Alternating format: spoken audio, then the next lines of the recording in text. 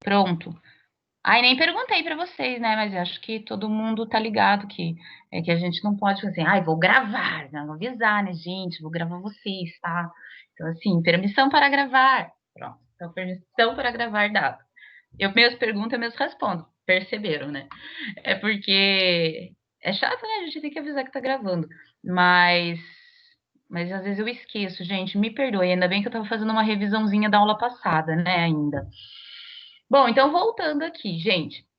A, o indutivismo, né? Então, como a gente está falando, que foi o berço, né, do conhecimento científico, ou do método científico, é, se dá a partir da observação, né? E a partir daquela observação, os questionamentos. E o primeiro questionamento que se faz no método indutivista é: aquela ocorrência que eu observei, com que frequência, né, acontece?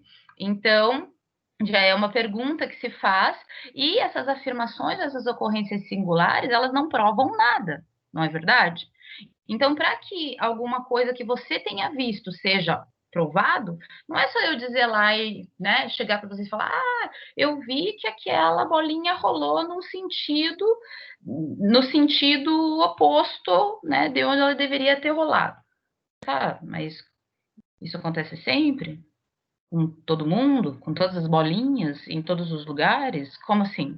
Né? Então, assim, você viu uma coisa, mas existe todo um estudo em torno daquela ocorrência para se chegar a uma prova de que aquilo de fato aconteceu, né? Então, o método indutivista, né, ele desenvolve um conhecimento científico a partir da observação de todos os eventos, em todos os lugares, em todos os tempos e de todas as maneiras.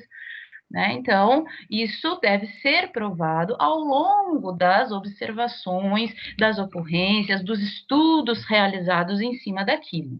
Né? Então, a gente deu exemplozinhos e tudo mais. Aí, a gente falou de Francis Bacon, né, que foi responsável pela criação do método indutivista, e o primeiro cientista a aplicar o método indutivista, ou seja, reconhecer o indutivismo como um método, né, científico, foi então Galileu Galilei. A gente daí deu um exemplo do método indutivista, por exemplo, né, podemos pensar que a observação de um cientista que analisa, por exemplo, a temperatura de ebulição da água, primeiramente ele observa que o ponto de ebulição da água é 100, mas para ter certeza, ele precisa realizar essa experiência várias vezes em situações diferentes, né?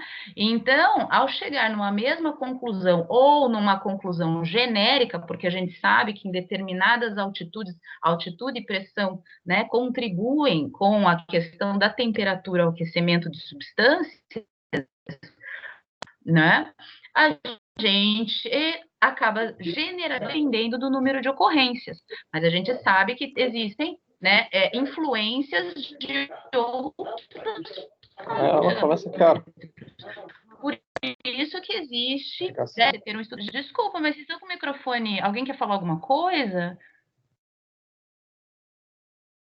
Porque, assim, vocês percebem que é uma matéria um pouco pesadinha, assim, no sentido, né, de fazer elucidações e tudo mais. Então, se vocês deixam o microfone ligado, a prof perde, às vezes, o embalo da conversa.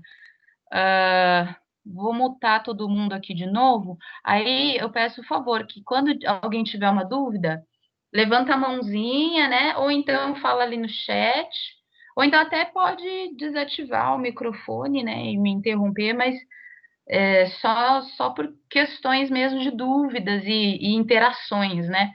Porque senão a gente ouve televisão, ouve gente falando. Obrigada, tá, pessoal? Vamos lá. Onde eu estava, viu? Que eu me perdi agora. Assim, aqui.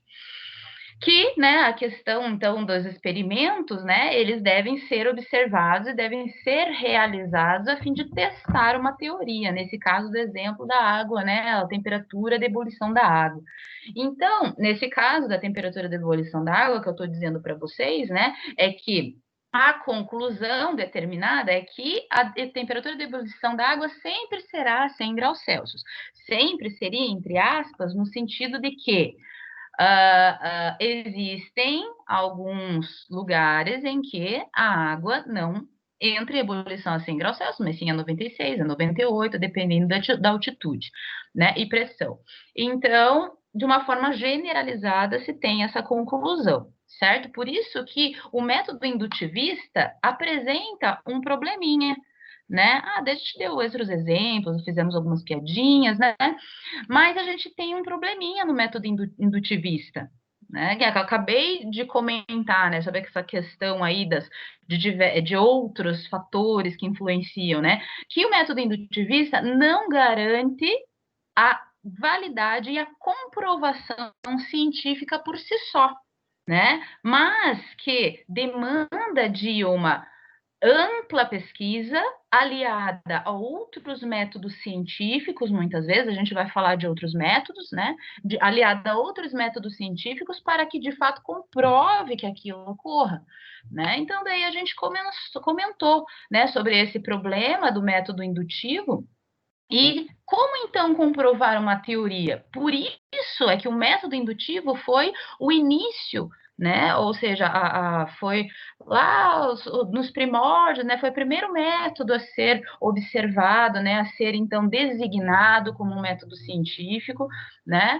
Mas até então não, só com esse método não se tem como comprovar uma teoria. Mas como eu posso fazer isso, sendo que eu utilizo ainda do método indutivista para iniciar e dar continuidade e fazer pesquisas, né? Bom, então, o que deve ser feito? Evitar estudos tendenciosos, sempre levar em consideração que a ciência ela é imparcial e racional, né? Usar sempre a razão e não a emoção, tá? Para evitar, então, a tendência, né, de se jogar de um lado para o outro, aliar tecnologias ao estudo científico, então toda tecnologia que corrobore ou que ajude, né, a comprovar determinada situação, ela deve ser aliada, sim, ao método indutivista de pesquisa. Experimentos considerando o maior número de variáveis. Olha aí, o exemplo lá da água, né, da temperatura de ebulição da água, a 100 graus Celsius, né? Então, considere-se o maior número de variáveis. Você também considera outros parâmetros para chegar a essa conclusão, né? Nesse caso, houve uma generalização, dizendo que, né, você sempre pergunta qual que é a temperatura de ebulição da água? 100 graus. Mas a gente sabe, né, que existem outros fatores também que contribuem para outros resultados, né, de forma a engrandecer e melhorar, né, a pesquisa acerca, né, dessas comprovações que a gente vê na ciência.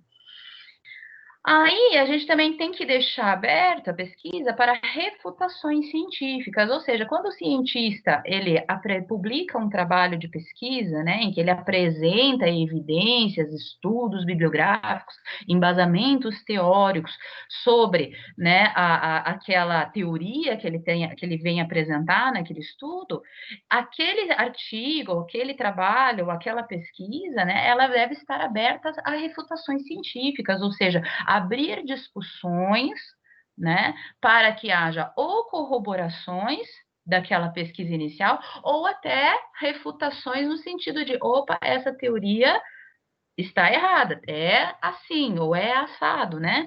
É como a ciência evolui, né? Então, veja lá, desde a época do átomo, né? Desde quando bem assim, da química de segundo grau, né? Quando já deu a teoria de Dalton, que o átomo, né, era um pudim de passas, né? Já é Thomson, né, o cientista Thomson, que falava que o átomo era um pudim de passas, que tinha um centro positivo, mas que as cargas negativas ficavam perdidas, né, dentro de uma massa. Aí você ficava, né, pensando, cientistas, né, será que é isso mesmo? Como que ele conseguiu comprovar isso? Quais os processos metodológicos que ele utilizou para chegar nessa conclusão? Então, os cientistas discutiam a respeito disso para chegar, né, num consenso sobre como aquilo, né, realmente procedia. Então, isso a partir de experimentos, né, de testes, e utilizando-se, né, tecnologias e assim por diante para poder chegar no que temos hoje de teoria atômica, por exemplo, né, que é bem mais evoluído, aliando-se principalmente às evoluções tecnológicas que nós estamos aí presenciando, né, ao longo, né, da história da ciência. Também, né, para comprovar-se uma teoria, é importante que aquela teoria ela seja reprodutível. Ou seja, se eu estou testando alguma coisa, experimentando para chegar a um resultado, né? Essas experimentações, esses experimentos, devem ser reprodutíveis, ou seja, outra pessoa deve ser capaz de aplicar aquele método, aquela experiência, né, que eu apliquei na pesquisa, tá? E os resultados, teoricamente, devem ser os mesmos. Né? Então, se não for os mesmos, opa, o que aconteceu de errado? Por isso que devem existir, né, discussões científicas. Por isso que a ciência ela não para, né? Ela sempre evolui. Porque existem sempre essas discussões, sempre tentando comprovar o que se aquilo, né, ocorre de fato ou não, ou se ocorre de outra maneira e como então ela ocorre. Né? Então a gente vê ao longo da ciência vários exemplos sobre todas essas questões que eu acabei de falar, né? Então atentar-se também a variáveis metrológicas durante experimentações. A professora nem arrumou aqui, né? Que é experimentações. Ai, meu Deus, o que eu escrevi aqui, ridículo. Sorry. Experimentações, desculpe.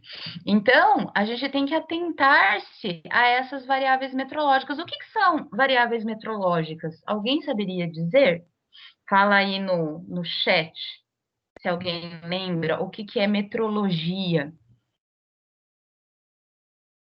Pode pesquisar, não tem problema. Ninguém quer falar no chat medição, isso tem a ver, isso mesmo, Caio, tem a ver com medição. Então, por exemplo, né, você vai medir com a trena a largura de um objeto, né? Então, não adianta medir uma vez só, né? Você tem que medir várias vezes, certo? Para uma vez só, você mede quando você quer um resultado mais ou menos.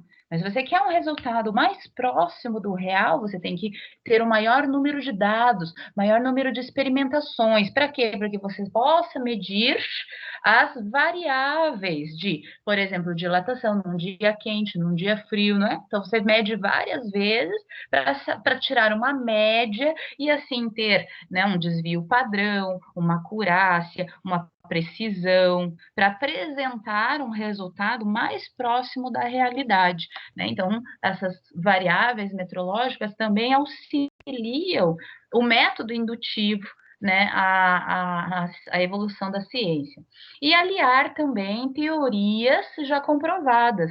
Né? Então, são teorias que já existem, são comprovadas e consagradas, né? Por exemplo, os metais são ótimos condutores de eletricidade, condutores de energia, né? Bom, muito bem, essa teoria ela já é comprovada. Né? Então, aliar-se a essas teorias que já existem para tentar provar, né, outra, né, outra observação que está querendo ser provada, ok? Vamos lá. Então, a gente falou sobre isso aula passada. Aí a gente entra aqui, né, que paramos aqui, então. A gente não falou sobre o método hipotético dedutivo, tá? Então, a gente tem um método científico, que é o indutivista, que a gente falou até agora, tá? Ai, esse monólogo eterno, deixa eu beber minha água. Ontem, gente, bebi tanto vinho, tanto vinho. Eu não passei mal.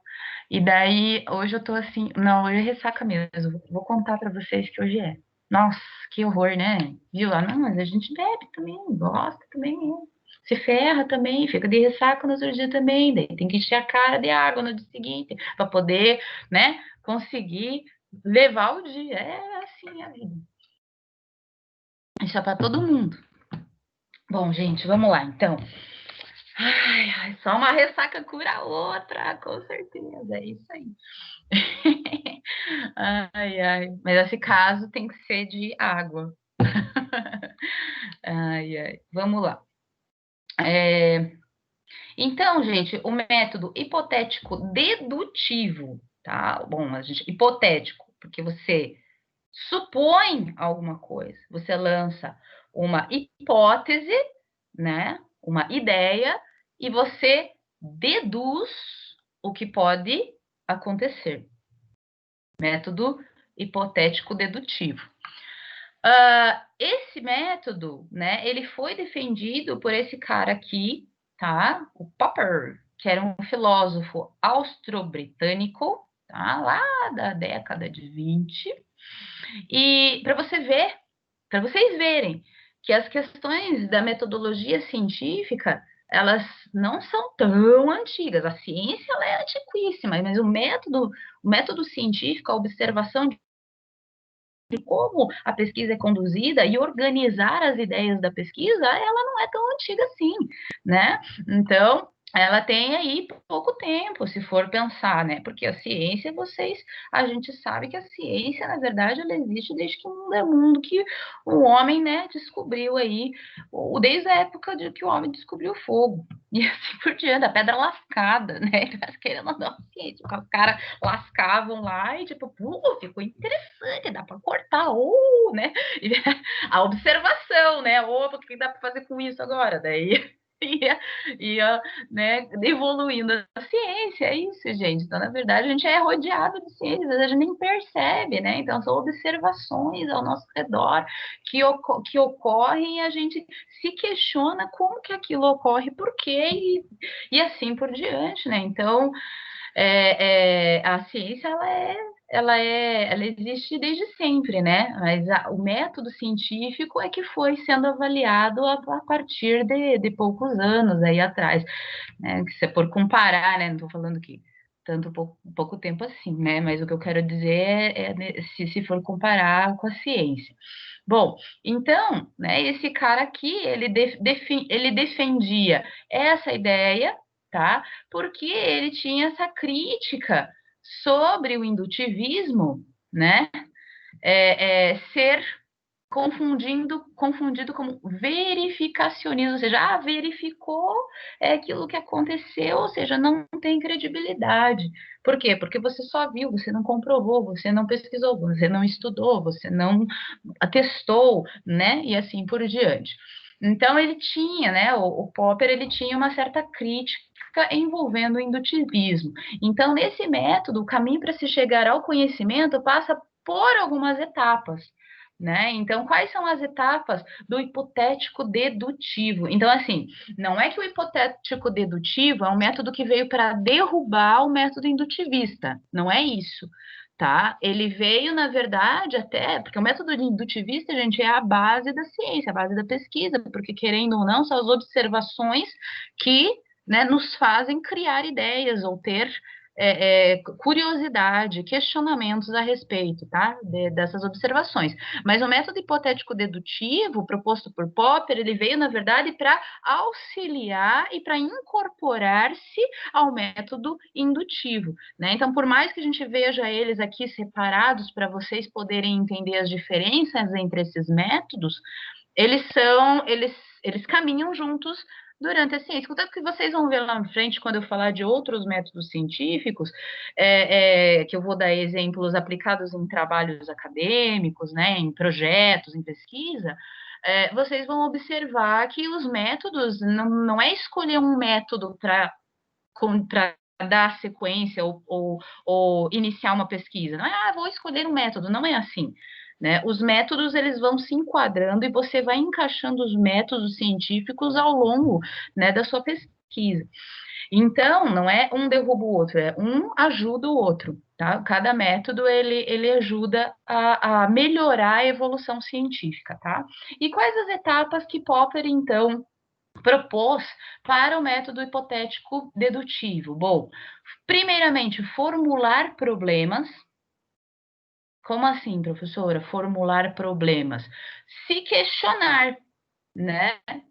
Observar aquilo, vem do método indutivo, né? Porque o início, perceber se aquilo, como aquilo ocorre e se aquilo gera causa ou é consequência de algum problema, né, ao redor daquela situação. Então, você se questiona, você formula problemas, formula, né, ideias. Alguém queria falar alguma coisa? Quer abrir o microfone? Por enquanto não. Tá tudo bem, gente? Vocês estão me acompanhando? Vocês estão vivos? Hey, vocês estão vivos? Fala alguma coisa. Sim. Então tá bom. Sim, professora. Então tá bom. Estamos Ótimo, ótimo. Beleza, beleza. Tá, só vou perguntar assim, gente, porque assim, né, a gente dando aula, nossa, tem 56 pessoas nessa turma, que diver! A gente pergunta porque, né, pessoas, eu não vejo vocês, então eu tô estranho, né, eu preciso perguntar para me sentir, tipo, nossa, não tô falando pro nada, não estou monologando aqui para o além. Obrigada pelo feedback. Tá. Gente, se vocês tiverem alguma dúvida, ou quiserem dar algum exemplo, quiserem falar alguma coisa, manda aí no chat, fala aí, tá bom? Fala aí que a gente discute, a gente dá o exemplo que você comentou, pode participar, fica à vontade. A gente vai falar mais disso lá para frente, tá?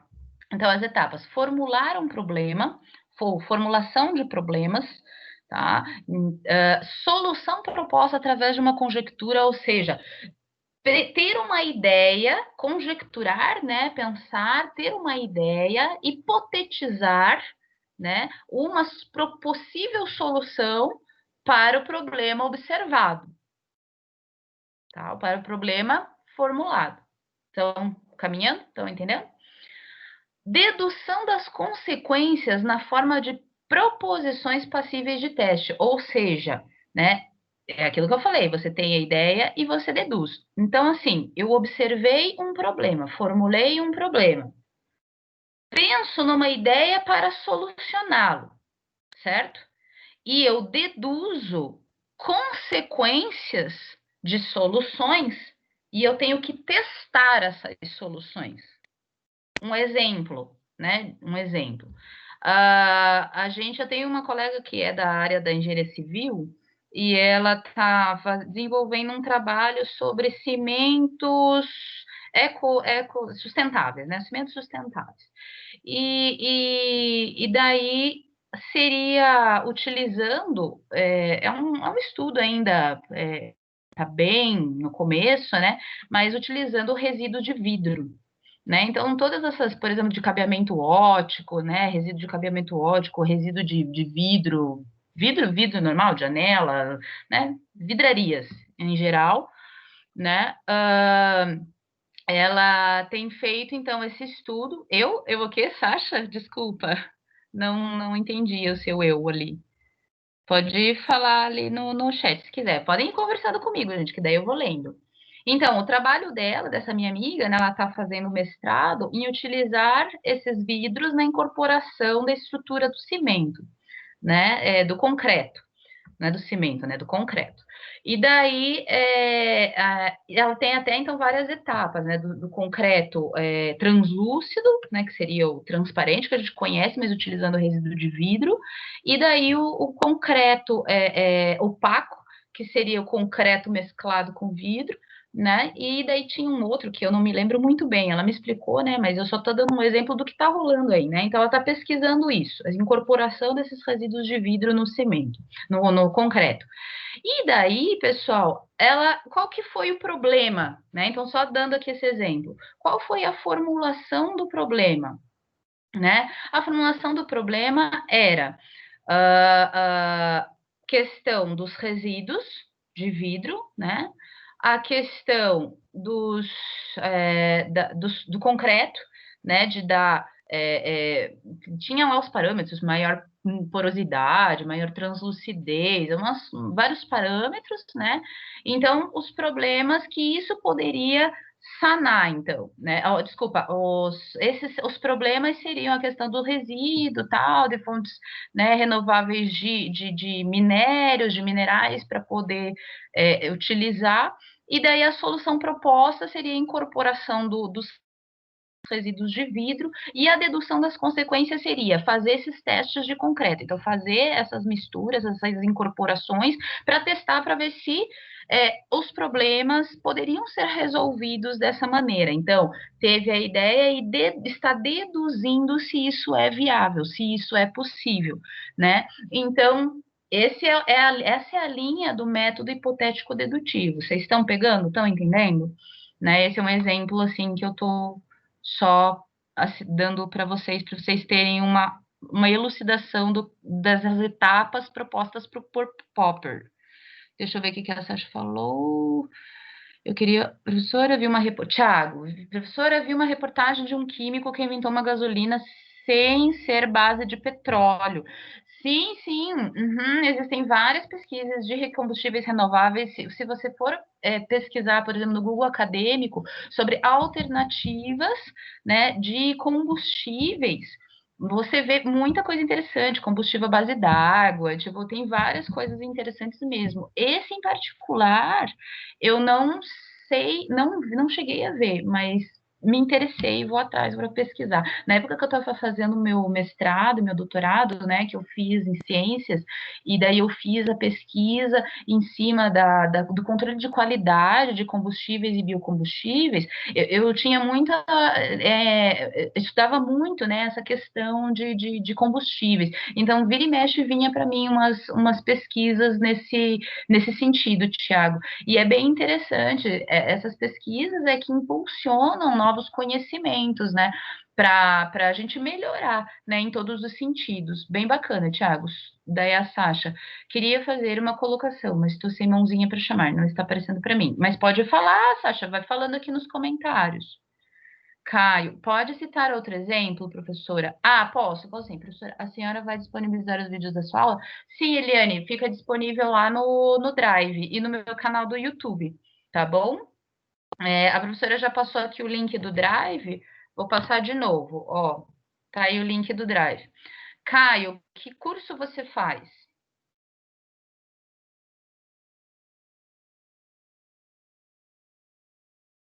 Caio, oi.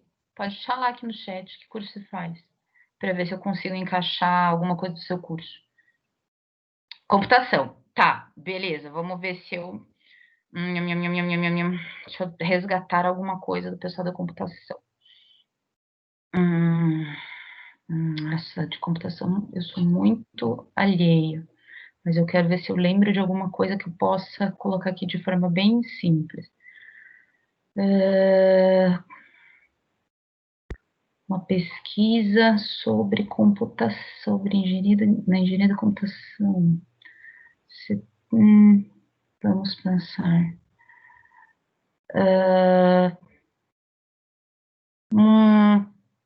Por exemplo, um novo sistema de proteção, né? Ou de formato de criptografia, alguma coisa nesse sentido, né? De proteção, né? De rede, por exemplo, né? Segurança de rede. Uma nova plataforma, um novo sistema, né? Em que está sendo estudado, ou que está sendo pesquisado, né? Por que surgem essas novas pesquisas sobre, por exemplo, proteção de rede, Caio? Porque existem problemas envolvidos com a segurança de rede, correto? Então, assim, estamos sempre suscetíveis a sermos invadidos, essas coisas e tudo mais, né? E toda vez existe sempre uma evolução, né, na questão de segurança de rede, né? Então, os programas ficam defasados, né? Precisa sempre estar atualizando, sempre uma melhoria. Então, é uma pesquisa constante. Concorda comigo, Caio, pessoal de computação? Né? Então, é sempre uma pesquisa constante sobre a questão da segurança de rede. Muito bem. Por quê? Porque existe um problema. Qual é o problema formulado? A própria segurança, né? Então, segurança de dados, né? A questão de invasões. Não existem problemas, né? Sobre isso, sobre essa situação, né? E esses problemas, então, eles são formulados, né? São hipotetizados, são pensados, né? Para que o cientista ou pesquisador que está desenvolvendo essas evoluções, essas novas tecnologias, né? Eles possam propor soluções para esses problemas. Essas soluções, elas não vêm assim, pá, e já consegue resolver. Existe toda uma conjectura por trás disso, ou seja, toda uma ideia, toda uma hipotetização. Ah, se eu fizer assim, vai atacar aquele vírus lá, ou vai acontecer aqui. Desculpa o exemplo meio tosco, assim, talvez do jeito que eu falo, né? Mas só para vocês terem uma ideia. Então, o pesquisador pensa: ah, existe esse problema de segurança, eu preciso sanar ele porque surgiu um vírus novo, né? Então, eu preciso deduzir as consequências, né, as consequências desse vírus, o que vai acontecer, e aplicar, né, uma proposta de solução através de uma ideia que eu tive, né, o que o cientista teve para poder sanar lá o problema da segurança de rede.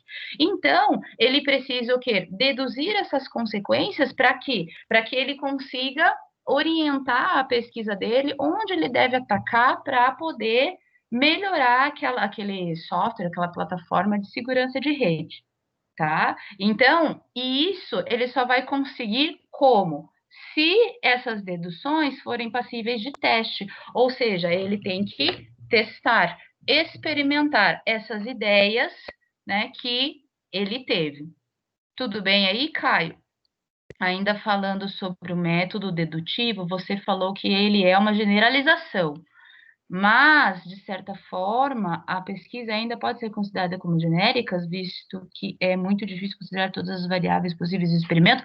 Sim, sim, sim, claro, porque assim, o que acontece? Primeiro, Sasha, o método dedutivo, né, ele não é uma generalização, não é isso.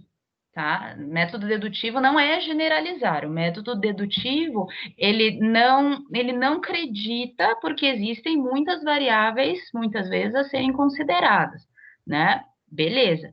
Por isso é que tem que estar aberto a refutações e corroborações, porque quanto mais a gente evolui na ciência, a gente consegue, então, formar teorias. É que nem, por exemplo, a teoria atômica, né? 300 anos, 500 anos atrás, você tinha uma visão de mundo, né? Sobre a questão atômica, por exemplo. 300 anos atrás, você tinha outra visão, uma visão mais refinada. Por quê? Porque existem tantas variáveis a serem consideradas que às vezes demoram centenas de anos até se provar alguma coisa. Certo? E é aquilo que eu disse, né? Não é só o método dedutivo que é utilizado para poder sanar todas essas variáveis, você pode usar outras, né? Então, o método indutivo, ele pode apresentar resultados mais genéricos, com certeza, né? Porque existem muitas variáveis. Até se provar alguma coisa, às vezes demoram centenas de anos, né? Para chegar a uma conclusão, né, mais exata. E muitas vezes existem estudos que nem chegam a conclusões exatas e vivem em eterna discussão. Né? Então, ainda mais quando são temas subjetivos, né? Temas da área de humanas, em que da área de filosofia, por exemplo, né? Em que existem várias discussões sobre determinados assuntos. Né? Então, quando é uma ciência mais exata, em que existem muitas variáveis, sim, mas que essas variáveis, ao longo do tempo, ao longo da evolução da ciência, são possíveis de ser contornadas, né? Quando você fala num âmbito mais subjetivo e mais filosófico, né? Então, a discussão sobre determinado assunto, ele é bem mais extenso, né? Caio, obrigado, prof. Eu me fiz entender? Espero que sim. Maiara, Big Bang. Continua a discussão até hoje. Exatamente, Maiara. Até hoje estão aí atrás, né? de como, né, tudo isso ocorreu, né, a questão da teoria do Big Bang, e inclusive buscando conhecer as partículas fundamentais, né, então ao longo de centenas de anos, né, então primeiro observou-se as partículas básicas fundamentais, como prótons, elétrons e nêutrons, né, a partir daí é que surgiram os estudos, né, e a observação de outras partículas, né, então como fônons, fótons, os bósons, né, e assim por diante. Então existem outras, e isso é uma evolução, né, é uma coisa que é infinita. A ciência ela é infinita, porque sempre vão se descobrindo outras coisas, refutando-se teorias, né, até chegar a uma teoria consagrada, que nem não me venha dizer que a Terra é plana. Isso já não dá, entendeu? Até chegar numa comprovação. Existem coisas que daí são comprovadas, né? Então daí não tem mais espaço para refutação, por quê? Porque nem refutação, nem discussão e nem corroboração, por quê? Porque já estão sacramentadas, são fatos provados, evidenciados e claramente já sacramentados, né? Então não me venha com terra plana, porque isso né, já não entra mais nessa discussão de que método é aplicado, mas sim de algo que já foi provado utilizando todos os métodos possíveis, tá certo? Que mais? Ai, tô adorando a participação agora, gente. Vamos botar essa cabecinha para funcionar, isso mesmo. E daí, se tiverem mais exemplos, tal, podem dar pitaco, podem falar também. Aí, pessoal, o Popper aí, além de, né, continuando, né, as etapas do Popper, ele fala sobre testes de falsificação, que não deixa de ser a reprodutibilidade que o método anterior, né, apresentou. Seria a teste de falsificação, seria a tentativa de refutação, entre outros meios, pela observação e experimentação, tá? Então, você testar, né, determinada teoria ou determinada hipótese, né, de forma a que essa teoria ela seja reprodutível, ou como Popper falou, né, que seja que seja levada a testes de falsificação, para ver se aquela teoria não é falsa, né? Então, deve-se haver testes, né, experimentos sendo realizados para que essa teoria seja, enfim, né, concebida e aceita, né? Então, deve-se fazer, né, todo esse procedimento. Então, para Popper, o método hipotético dedutivo é esse. Observem, né, que em comparação ao método indutivo, o que ele apresenta é só não apresenta a questão, né, de observou, pensou, testou, provou. É muito simples, né? Então ele já começa a colocar o método hipotético dedutivo, já começa a incrementar outras situações, tá certo? Que eu tinha, né, até falado aqui no slide anterior, né? Então aqui, ó, do como comprovar uma teoria, aqui já entram algumas situações apresentadas por Popper. Tá? Porque isso aqui eu que coloquei, não é do método indutivo, né? Porque a gente se faz essa pergunta. Então, se o método indutivo ele não apresenta a credibilidade total daquele experimento, daquela teoria que está tentando ser comprovada, então como eu vou comprovar a teoria, né? Então, apresentei algumas situações aqui em que daí, né, Popper já começa a elucidar. Aí a gente. Então, a gente fala aqui da falseabilidade, né? A falseabilidade ou refutabilidade, que é a possibilidade de uma proposta, né, de uma pesquisa, alguns resultados de pesquisas ou experimentos serem então debatidas ou serem, né, experimentadas de outras maneiras para ver se não existe alguma falha ou algum erro naquele resultado, né? É a propriedade de uma asserção, de uma ideia, de uma hipótese ou teoria poder ser mostrada falsa, talvez, né? Então, já aconteceu, né? Olha o exemplo que a gente está dando, né? Sobre aí a questão das teorias atômicas, né? Então, poxa, quando Thomson falou que o átomo era um pudim de passas, né? Um pudim de elétrons, uma massa com vários elétrons loucos, né? Perdidos, sem nenhuma trajetória, sem nenhuma interação, né? Aquilo, quando foi apresentado, foi aceito. Até então era igual à Terra. A Terra era apresentada como plana e ela foi aceita, e Deus o livre quem falava o contrário, né? Então, aí, ao longo, né, do tempo, provou-se, né, que essa teoria ou tantas outras eram falsas ou não verdadeiras, né?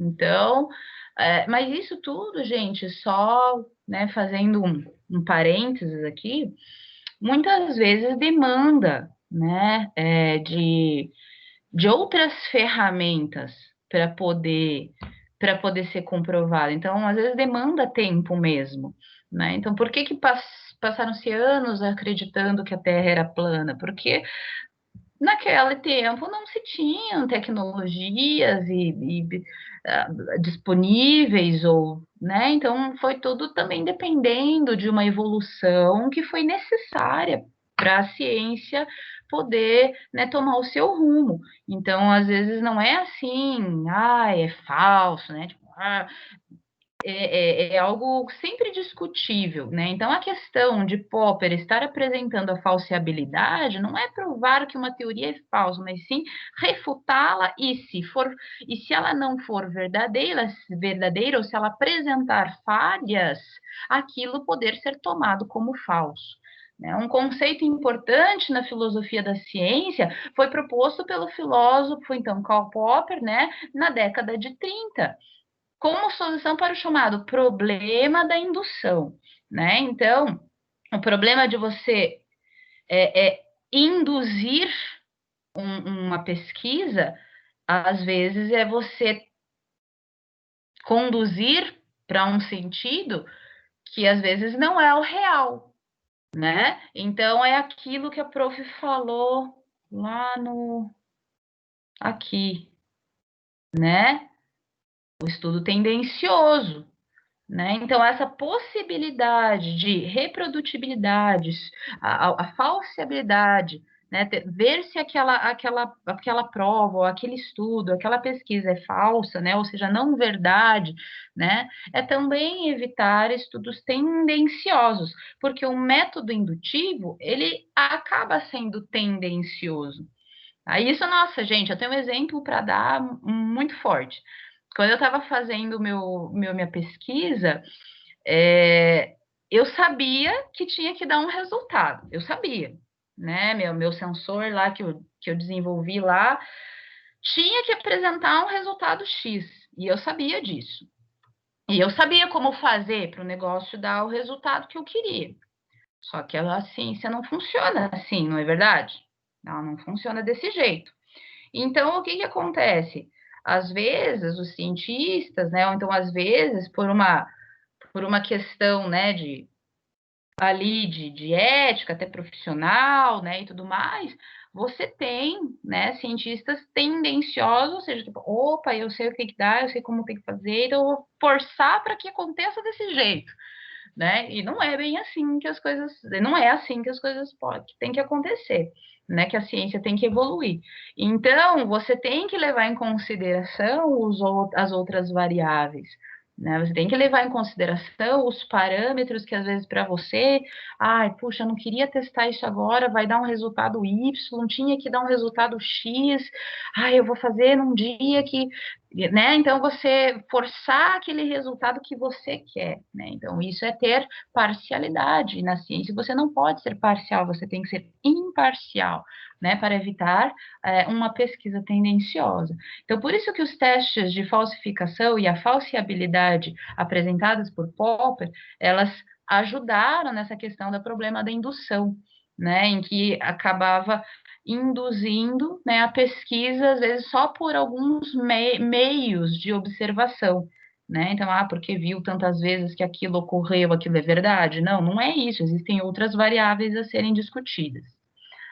Estão pegando aí, gente? Estão entendendo? Tá tudo bem? Tudo tranquilo, professor.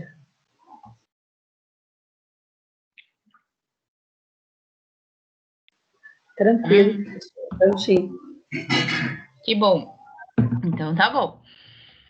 É necessário, pessoal, então, para que, né, a pesquisa ela seja refutável ou então falseável, né, de falar refutar porque é você ir contra aquela determinada ideia, né? Então, para que haja pelo menos um experimento ou observação factíveis, né? Então, tem que experimentar, observar, experimentar, fornecendo determinado resultado, implique a falsidade de asserção. Por exemplo, a asserção, todos os corvos são pretos, poderia ser falseada pela observação de um corvo vermelho, né? Então, você fala, todos os gansos são brancos. Mas é falso quando eu observo que existem gansos de outras cores, né? Então, por exemplo, aquele exemplo lá da temperatura de ebulição da água. Sempre a temperatura de ebulição da água será 100 graus Celsius. Não porque existem, né, outros ambientes que a temperatura não é exatamente 100, né? Então, vocês viram que no método indutivo, olha lá, ai, que saco, eu ia mudar, eu não posso mudar aqui no meu computador, eu tenho que mudar aqui nessas flechinhas malditas que aparece aqui do lado. Ai, senhor, aqui, né, que aqui, ó, ainda estava o exemplo, ele estava no método indutivista. Então, aqui diz, ao chegar à mesma conclusão, ele determina que o ponto de ebulição da água sempre será 100. Isso pelo método indutivista, né? Então, aí que a Sasha falou, né? A Sasha que falou, não me lembro, acho que sim, né? Que ela falou, isso, a Sasha, que falou assim, então o método indutivista, ele é genérico. Podemos ver por esse ângulo? É um problema, assim, é um problema, né? Você não pode dizer que o método indutivista é genérico, né? Porque a gente não fala dessa maneira.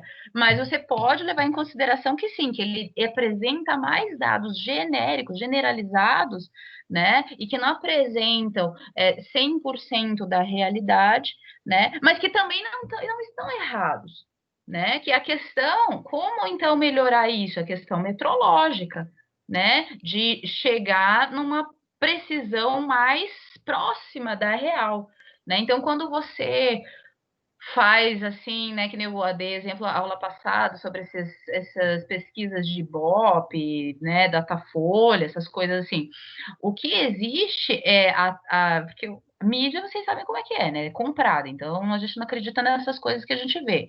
Mas o método aplicado, ele é viável, ele é validado? Sim, é um método indutivista, em que pega o maior número de amostragens possíveis, faz lá a pergunta, sai um resultado percentual, e daí tem tantos percentual para mais, tantos para menos. Isso é um método indutivista. Né? Tá errado? Não tá errado. É um método utilizado até hoje e é um método que dá início, né, a muitas pesquisas que chegam ao resultado mais próximo do verdadeiro à evolução do tempo e das utilizações de tecnologias para que se chegue num resultado melhor, mais acurado, né? Então, o que a gente pode dizer é que o método indutivista ele apresenta resultados com maior número de generalizações e que para comprovar então uma teoria e que chegue-se a um resultado mais próximo do real deve-se aplicar, então, juntamente as premissas de Popper, né, sobre a questão da falseabilidade, da refutabilidade, aliar-se a novas tecnologias, que daí isso foi, né, o que eu escrevi, e assim por diante.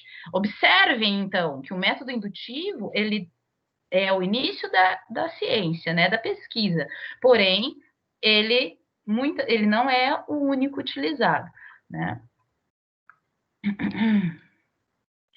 Aí aqui, né, a prof colocou, que nem lá do método indutivo, né, um esquemático só para a gente observar, né, as principais etapas do método hipotético dedutivo, né? Então, você tem aqui a problematização, né? advindo aí da observação. Então, você tem uma dedução do que está ocorrendo. A observação nunca é o ponto de partida da investigação científica, de acordo com Popper. Não primeiro observar para, dar continuidade à pesquisa, mas sim observar os problemas. Putz, segurança de rede, né? Ai, o computador lá, né, está sendo invadido, existe um novo vírus, não sei o quê. Esse é o problema, essa é a problematização, a segurança, né, da tecnológica, segurança virtual e tal. Esse é um problema. Aí parte-se para a observação das causas, né, das consequências, tá certo? E a formulação de hipóteses, né, vem em terceiro lugar, que seria a formulação de ideias, de como, né, eu posso, pode ser o pesquisador, de como pode se solucionar, então, os problemas que foram observados. Já o método indutivo era a primeira observação, né? Então, era observação, nem tinha problematização, era observar, evidenciar, testar e provar, né? Era só isso. Então, a gente tem a formulação de hipóteses, tá? Em que a experimentação, né, os testes que podem ser, então, passíveis de refutação ou testes de falsificação, então, ser reprodutível, outra pessoa também pode fazer esse experimento e, teoricamente, os resultados têm que ser os mesmos, né? E, a partir da experimentação, né, com a chance, né, de que vários cientistas experimentando, né, tendo testes de reprodutibilidade, possa chegar num fato de que aquilo não está certo, errado, então vamos partir, né, de um novo experimento, de novas hipóteses, ou então aquela teoria ela pode ser corroborada, quando as hipóteses continuam a ser conjecturas, ou seja, continuam a ser ideias, né, ainda viáveis, né, e poderão vir a ser falsificadas no futuro. Né? Então, você veja que o método hipotético e dedutivo, ele não acaba. É aquilo que eu não me lembro quem falou, né? Que, assim foi a Sasha, né? Que dá margem a pesquisas eternas. Sim, né? Então, dá margens a pesquisa até se chegar a um consenso, né? Ao longo dos anos, de que aquilo pode ser, então, de fato provado. Né? Então, o que ocorre é isso. Por isso que quando a gente fala sobre, por exemplo, que tem muita gente que não acredita, né? Por exemplo, aquecimento global. Não acredito, não sei o quê. Não. Então, assim, não é acreditar ou não acreditar, tá? Porque crer, a gente crê em Deus, crê em Jeová, em Jah, né? A gente crê nessas entidades. Mas, assim, a gente não acredita em algo que está sendo mostrado, né? Então, não é assim, eu acredito ou não acredito. Não, está sendo mostrado. Vamos observar, vamos experimentar, vamos refutar, vamos reproduzir, ou vamos corroborar, ou vamos apresentar que é falso.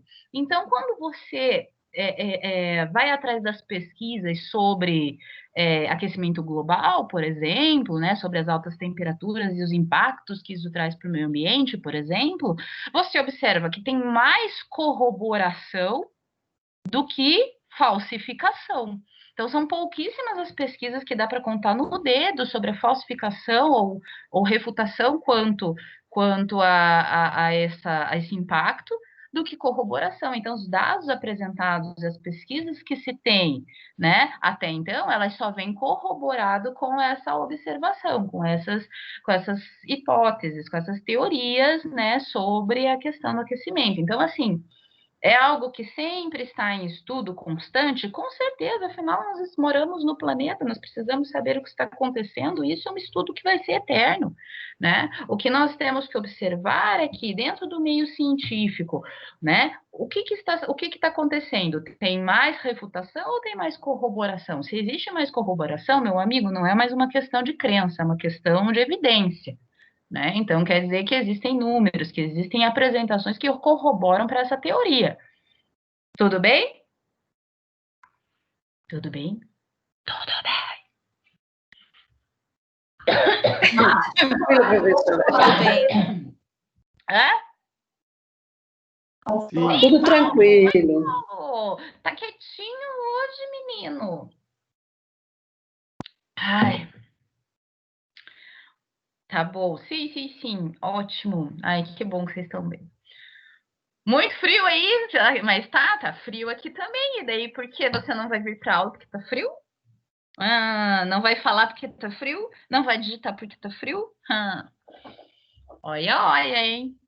Eu sei, eu tava com os dedos congelados no começo da aula, eu falei pra vocês, agora já tá quentinho. Tá me dando quentura, gente. Isso não é cachaça, tá? Não é quentura, porque agora eu tô dando aula, né? Daí a gente fica tipo, tchá, tchá, tchá, tchá, tchá, tchá, tchá. Daí a gente fica com calor. Continuando. Então, pessoal, a gente finaliza aqui essa parte do hipotético dedutivo e dá sequência aí para o lógico dedutivo. O lógico dedutivo, gente, o nome já diz, ele vem de lógico, ou seja, ele se agarra a teorias já apresentadas, teorias que já foram provadas e consagradas e postuladas e tudo mais, né? E a partir dessa teoria, dessa teoria utilizada, né? Deduz-se alguma coisa, certo? Então, deixa eu prender as gadeias. No método lógico-dedutivo, por exemplo, uma vez que um cientista tem leis e teorias universais, gente, daí é lei universal, assim, é algo que não precisa mais, assim, ficar provando, porque já foi mais do que provar. É que nem essa questão aqui dos metais, né? A professora até deu esse exemplo aqui, né? Dos metais que são bons condutores, né? Isso é uma teoria que já foi estudada, já tá, ó, véia e batida, e é isso aí, é tipo terra redonda, entendeu? É velho, é tipo, não adianta vir, gente, tem tanta coisa nova para pesquisar, porque o pessoal fica, tipo, pesquisando coisa que, tipo, já foi pesquisada e já está ok, já é isso aí, pronto. Entendeu? E, tipo, não é assim, ai, porque Deus quis que a Terra fosse redonda e ela é redonda. Não, a gente foi atrás, a gente nem confiou em Deus. A gente foi atrás para ver se era redonda mesmo. E era. Então, não tem mais essa coisa, entende? Então, a isso a gente dá o nome de leis e teorias universais, que já foram, né, provadas, evidenciadas. Não tem mais o que dizer. Então, quando a gente tem a nossa mão, ao nosso poder, essas leis e teorias, né? É possível derivar dessas teorias ou dessas leis, né, e observações que já foram provadas, consequências que servem como explicações e previsões, olha lá, ó, deduções de algumas coisas que acontecem. Por exemplo, dado o fato de que os metais expandem quando aquecidos, então isso é uma teoria que é lei já, lei da termodinâmica, gente, tá? Lei da termodinâmica, a gente tem lá, né, a teoria dos metais. Então, a gente sabe que esses elementos químicos, eles, quando submetidos a altas temperaturas, eles têm, né, a capacidade, né, de se expandirem ou se contraírem, né? Então, que a gente chama isso de strain na química. e na física. Então, quando a gente tem esse fato, estão pesquisando sobre o grafeno, também dizem que ele é um ótimo condutor elétrico. Sim, nossa, grafeno, na verdade, ele está em pauta já há um bom tempo, Mayara. Se você for fazer pesquisa sobre grafeno, por exemplo, ai, gente, ó, quando vocês quiserem pesquisar o que está rolando, né, eu ia falar isso em técnicas de pesquisa mais para frente, mas vamos lá no Google acadêmico, tá? Em vez de ficar pesquisando no Google basicão aí. Pelo menos o Google acadêmico traz revistas científicas, traz artigos, tem material um pouco mais interessante aí do que ficar pesquisando nesses Wikipedia da vida. O Wikipedia é bom? Ah, ó, já foi pior. Ele é bom porque hoje já utiliza referências, não é? Tá mais interessante. Mas o Wikipedia é só para você saber aquela parada, tipo, tá, preciso saber daquilo, tá? Vou lá no Wikipedia e boa, né? Brasil Escola, tal. Então tem vários sitezinhos interessantinhos no Google mesmo que servem aí para vocês darem aquela pesquisada básica geral. Mas se você quiser se aproximar, para se aprofundar, saber o que está rolando sobre determinada pesquisa, sobre determinado assunto, dá uma checada lá no Google Acadêmico que sempre tem novidade na área da pesquisa, né? Esse aqui é o bem basicão, tá, gente? Lá na aula de técnicas de pesquisa mais para frente eu vou falar para vocês outras plataformas. Mas só para vocês já irem tendo uma base. Então, aqui, ó, né, o exemplo do método lógico e dedutivo. Por exemplo, então, a gente utiliza dessa teoria sobre a expansão de metais quando, né, submetidos a altas temperaturas, e dessa teoria, desse fato, é possível derivar o fato, por exemplo, de que os trilhos contínuos de uma ferrovia, eles são interrompidos por pequenos espaços. Por quê? Porque a gente sabe que essas barras de ferro, né, vão se alterar sob o calor do sol. Então, muitas coisas, muitas situações que acontecem, né, elas podem ser respaldadas, elas devem ser respaldadas pela teoria. A gente vai falar disso, gente, lá em elementos textuais, né, que as próximas aulas, a gente dando essa próxima na outra, quando a gente vai falando lá dos elementos textuais sobre a parte de revisão bibliográfica de um trabalho de pesquisa.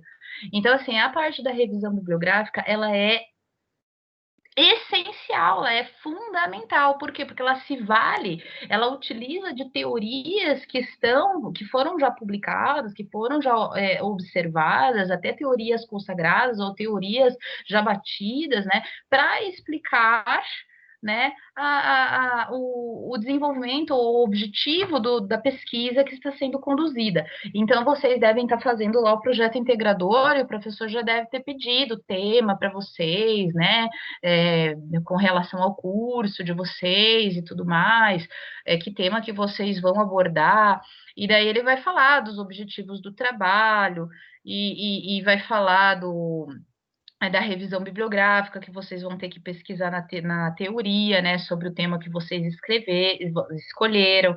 Então, gente, para uma pesquisa, né, não importa a pesquisa seja o projeto integrador da instituição, da faculdade, ou o TCC, ou até uma tese de doutorado, dissertação de mestrado, deve passar por um conhecimento básico científico teórico, né? Então, aquilo que já foi estudado, então como está a situação daquele determinado assunto na teoria, tá? E daí a gente chega, né, ao argumento científico por fim. O que é o argumento científico? Em que é baseado o argumento científico? Lembrando que argumento científico é uma coisa, opinião é outra. Já falei que opinião não vale de nada, né? Opinião é eu gosto de roxo, você gosta de rosa e outro gosta de azul. Isso não é uma opinião, não evidencia nada, né? Então, o que é o argumento científico? Ele deve estar embasado em métodos científicos. Então, existem as leis e teorias, né, para auxiliar a nossa compreensão sobre determinadas situações, e a gente tem fatos adquiridos através de observação. Então, a gente observa, a gente tem o método indutivo, que a partir de leis e teorias, a gente pode deduzir explicações e previsões sobre determinada situação. Vocês observaram, então, que o método indutivo e o método dedutivo, eles trabalham juntos? Né? Olha lá como é que evolui a ciência, como que o argumento científico ele é montado.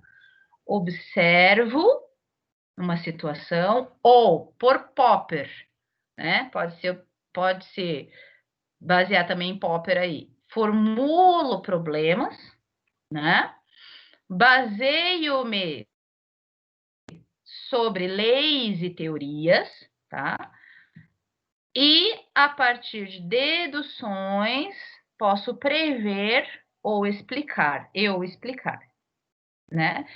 Porém, para que isso continue, né, esse argumento científico, a gente precisa ir mais para frente na nossa disciplina, que a gente vai falar já a partir de hoje.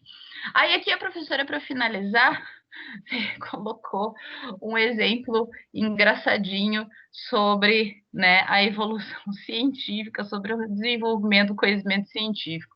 Então, a gente tem os dados, né, que são observados, a gente tem esses dados, mas eles só foram observados até então. Então, o que a gente faz? A gente coleta informação, né? Aqui um desenho bem, só para a gente brincar um pouquinho.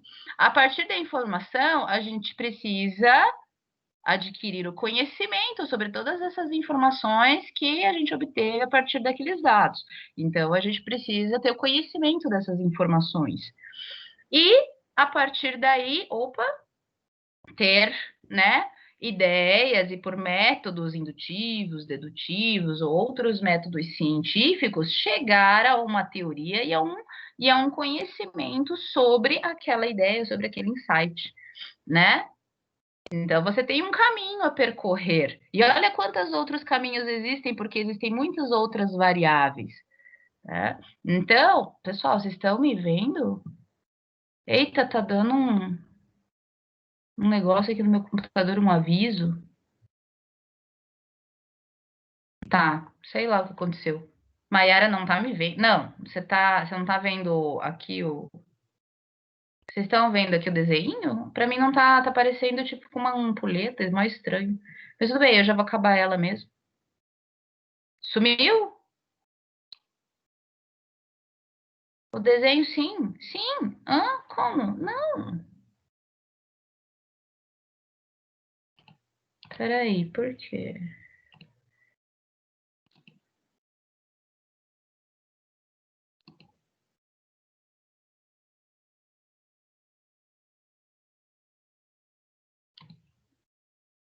E aí, voltou? Aí, pronto. Sei lá o que aconteceu. Para mim tinha sumido. Desculpa aí, pessoal.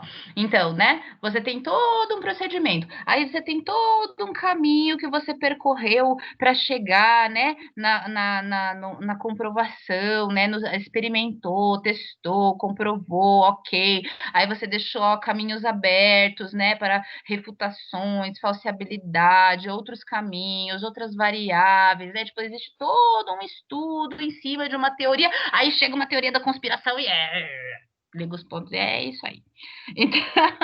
Então, assim, a gente tem que tomar cuidado, né, quando a gente trabalha com ciência, quando a gente observa a ciência, quando a gente está fazendo pesquisa, né, que a gente tem todo um caminho para percorrer sobre a pesquisa científica em si. Não é simplesmente achar que é assim, ou acreditar, não acreditar, né? Aquilo que eu falei, acreditar, você acredita em tantas coisas, né? Poxa, mas assim, tem coisas que não é você acreditar, é você testar, você provar, você estudar, você pesquisar, você saber sobre aquilo, e às vezes mesmo assim você não sabe ainda se aquilo é verdade, você tem que estar aberto a refutações ou corroborações e assim por diante, até montar uma teoria que se apresente como uma lei ou uma teoria, né, postulada, tá certo?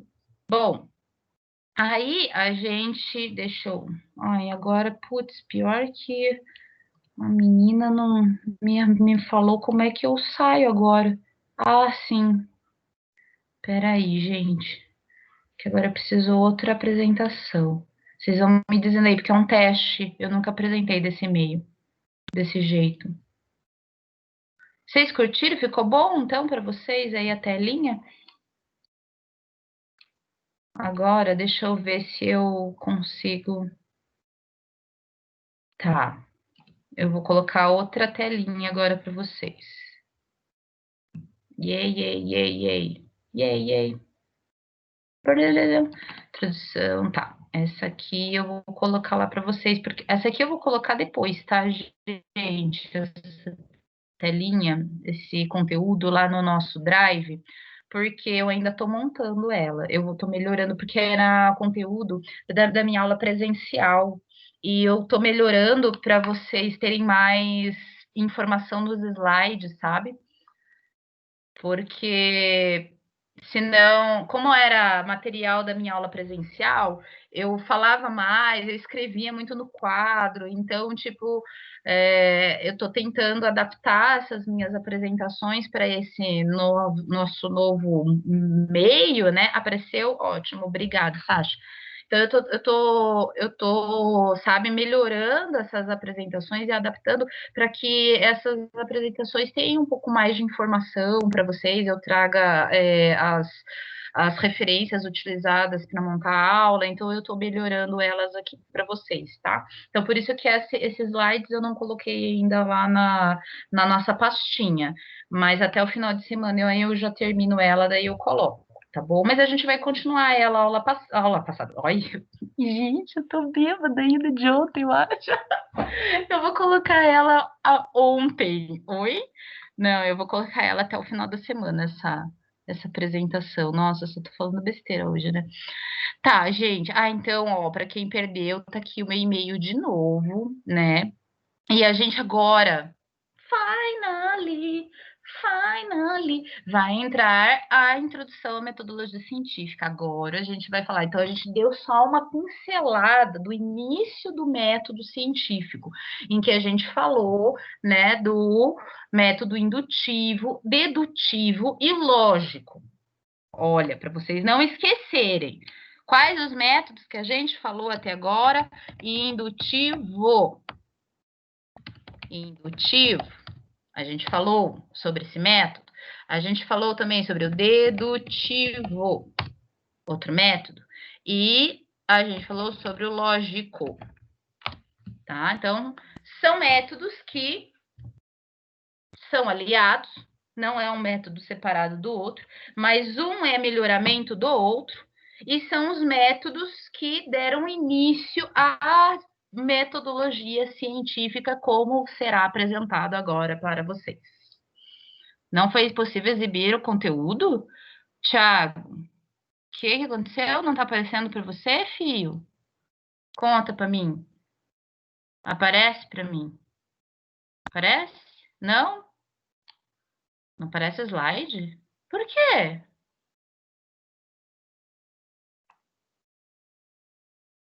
Ah, tá. Mas e agora? Tá aparecendo? Ah, entendi. Ah, porque tava carregando. Ah, sim, por isso que ficava aquela ampulhetinha lazarenta. Entendi. Olha, tá aparecendo. Tá bom, mas ó, só para dizer para vocês, para quem não tá aparecendo, talvez seja problema então da internet. Porque eu coloquei direto do meu computador essa tela para poder ficar melhor, eu poder ver o chat, conversar com vocês. Então, acho que daí é do computador. Mas, ó, só para dizer para vocês que tá só na tela de apresentação escrito Introdução à Metodologia Científica. Eita. Ah, eita. É, isso. Lucas deu uma ideia. Dá F5. Vai, gente. Dá F5, vê se dá boa. Foi.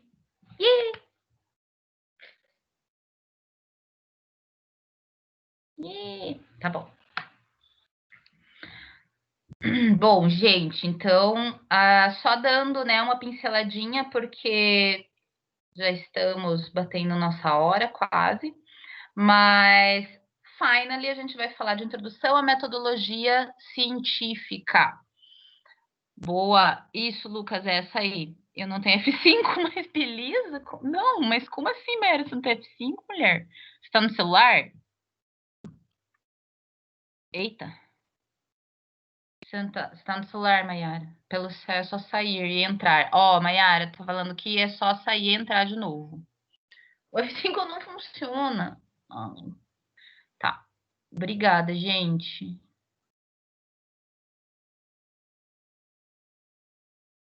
Esse método, então. Tá, eu tô vendo aqui os comentários da galera. Tá, esse método de apresentação é um pouco ruim para alguns, né? Bom, gente. Mas eu vou colocar lá esse material lá na nossa pastinha, tá bom? Ó, para quem não pegou lá o link da nossa pastinha de metodologia, segue de novo, tá bom? Daí lá na nossa pastinha eu coloco o material para vocês também, né, terem conhecimento. Do material passado já tá lá, tá bom? Até desculpa, tá, pessoal? Eu demoro às vezes. Ai, se isso é a vida da prof, assim, tipo, não é à toa que eu tenho muitos cabelos brancos. Ai, porque é uma loucura, mas, né, ninguém fica milionário, senão trabalhando aqui não fica mesmo, né? Não, eu não sou milionária, mas eu trabalho pra caralho.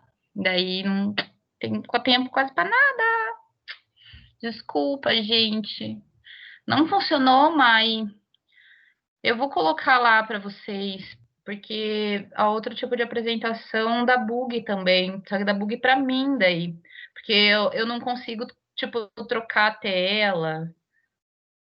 Vai pegando aí as manhas do Lucas e do Daniel. Obrigada, gente.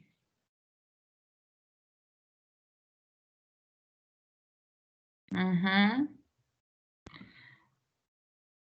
Bom, pessoal, então assim, só para a gente dar uma introdução à metodologia científica, né? Só para a gente falar do início, antes da gente falar de metodologia científica, né? E como ela funciona, a gente já deu aí uma pincelada sobre alguns métodos principais, ou seja, os métodos que deram vida, né? Ou iniciaram são os precursores, né? Métodos precursores da ciência evolutiva, tá, gente?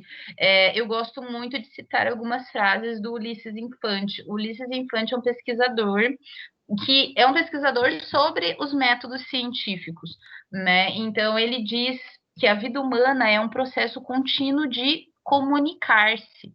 A gente tem esse dom, né? E nós precisamos usar esse nosso dom da comunicação, tá? Para aprimorar a nossa capacidade comunicativa, né? Que é base, essa capacidade comunicativa é uma forma de ampliar o seu relacionamento com o mundo.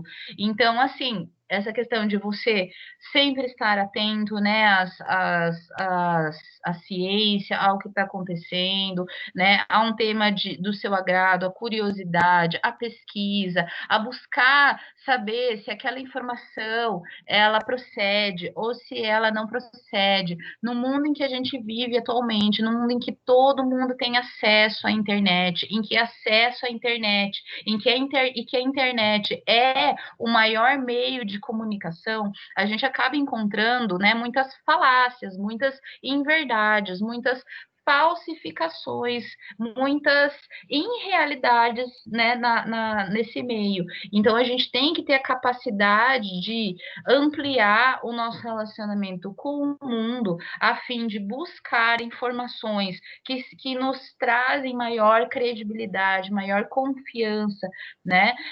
Exato, no mundo de fake news total, né? Então, a gente é bombardeado todo dia por informações. Então, cabe a nós fazer uma reflexão sobre o conhecimento que chega até nós, se aquele conhecimento que chegou até nós, ele é procedente ou não, tá? Então, eu tô assim, tipo, desbancando meus velhinhos, meus tio-vô, sabe? Meus tio-vô, meus tio-vó, nos grupos do Zap Zap, que assim, eu pego, assim, e tipo, não precisa pesquisar muito longe, não precisa ir, tipo, lá no site de periódicos da CAPES, ou lá na Cielo, que é, tipo, sociedade, assim, científica, né, fechada, para saber se determinada informação é falsa ou verdadeira. Às vezes, tipo, eu puxo no Googlezão mesmo ali, já, tipo, pá, já vem fake news, né? Foi desvendado, porque, por sorte, nós temos também interessados em derrubar essa proliferação de inverdades que a gente tem no meio virtual, né? Então, a gente eu pego e, tipo, tô desbancando, assim, eu desbanco mesmo, mas eu não falo nada, não sou agressiva, não precisa ser agressivo para você apresentar uma refutação. Eu só pego né, e coloco lá uma indagação, ou então a matéria, né, sobre a questão da falseabilidade daquela teoria que eles apresentaram lá no grupo do WhatsApp, né? Então, e assim vai, né? Porque assim você apresenta, né, de uma forma mais interessante, né? Em vez de só falar isso não é verdade, é mentira, e ficar só naquele bate-boca, sem nenhum tipo de comprovação, né? Daquela situação. Então, esse relacionamento com o mundo, no fim, né, te torna apto a compreender melhor a realidade em que vivemos, né? E a fim de poder transformar essa realidade. Então, a gente tem que levar em consideração, eu sempre falo na minha aula do pessoal de ciências do ambiente, né, que eu falo assim que nós humanos, nós somos inteligentes, né? O ser humano, ele é capaz, ele é um ser, né, diferenciado dos outros devido à sua capacidade intelectual e à sua consciência como indivíduo. Oi, gente, desliga o microfone aí, por favor, ou então, né, não sei se vocês querem falar alguma coisa. Né? Então, é por isso que eu gosto muito de citar essa frase de Ulisses, tá bom? Outra frase que ele diz é bem interessante, em que a língua é o principal, porém ele não é o exclusivo código desenvolvido e utilizado para as necessidades comunicativas de uma vida social, né? Então, assim, eu, por exemplo, sou uma pessoa super comunicativa, tal, né? Mas a gente sabe que essa não é a única forma de se manifestar.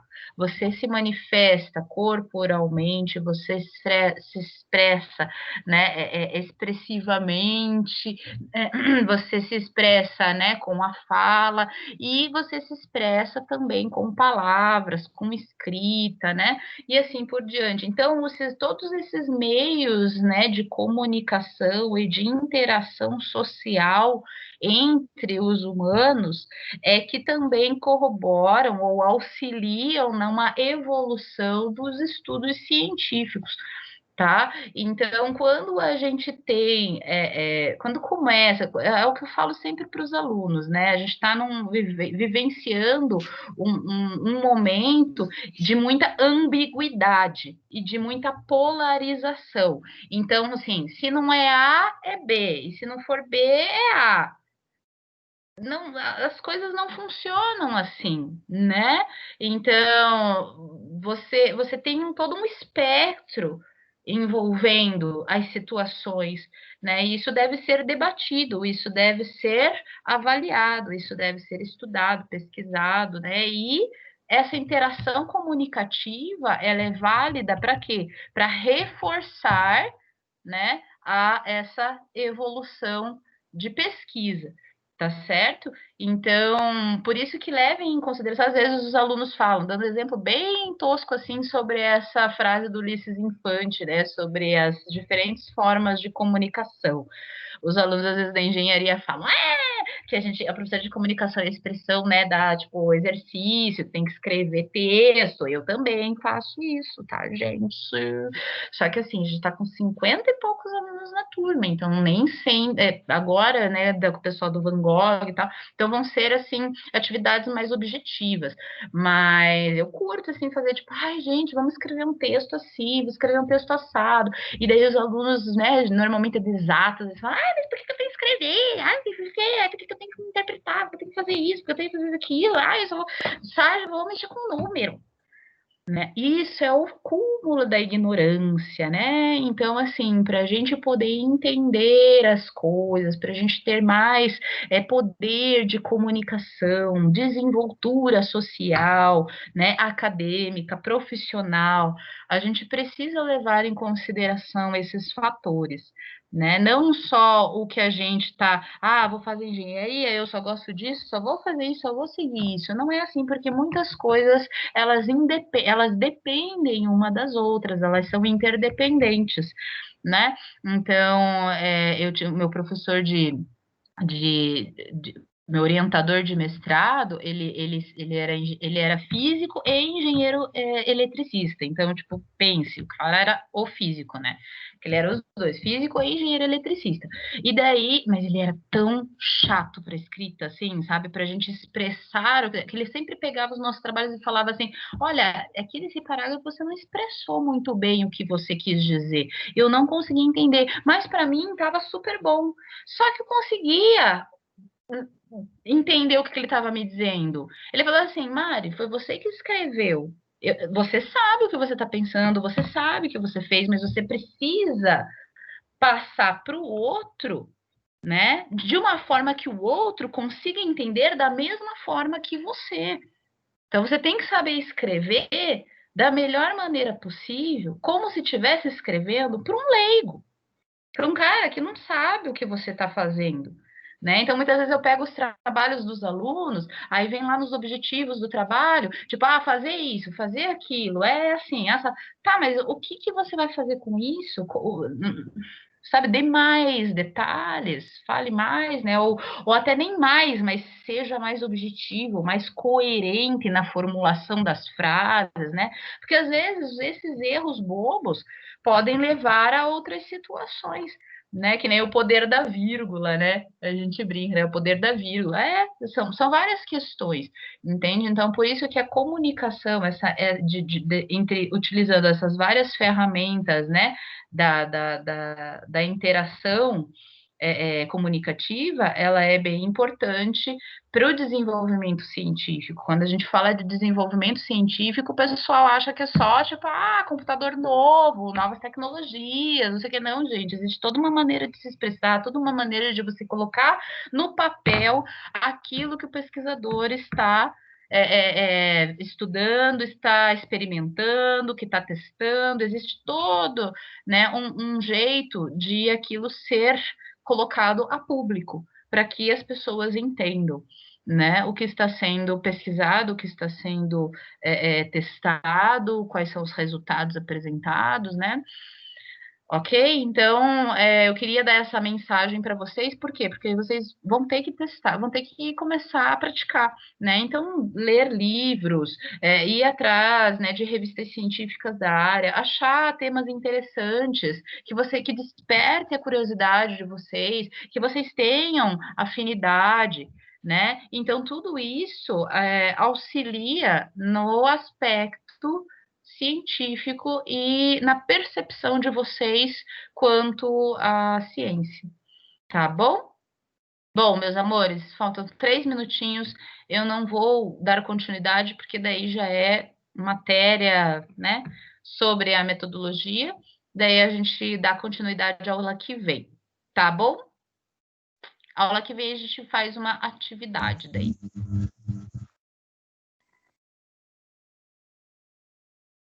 Beleza, pessoal? Beleza. Beleza, professor. Boa noite a Tá todos aí. bom. Boa Beijinho. Beleza, professor. noite, professora. Boa Beleza? noite. Combinado. Boa noite, boa Boa noite. noite, professor. Boa noite. Se quiserem falar alguma coisa, né, sobre a aula, podem. Estamos aí agora abertos a falar.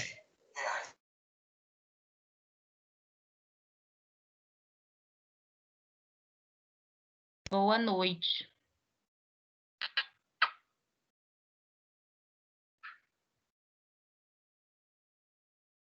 Essa aula vai ficar lá no meu canal, tá, gente? Lá no meu canal do YouTube, vai ficar lá na nossa pastinha do Drive. E daí, não esqueçam de ativar o sininho, compartilhar. Não, mentira, eu só falo isso pra zoar, mas não façam isso. Vejo lá só, né, pra vocês. Eu sei, a matéria é pesada, é tipo, mas meio maçante, né? A professora fica aqui no monólogo eterno, divagando, tal, né? Parece que, mas eu espero que vocês estejam curtindo e aprendendo alguma coisa e abrindo a mente aí de vocês.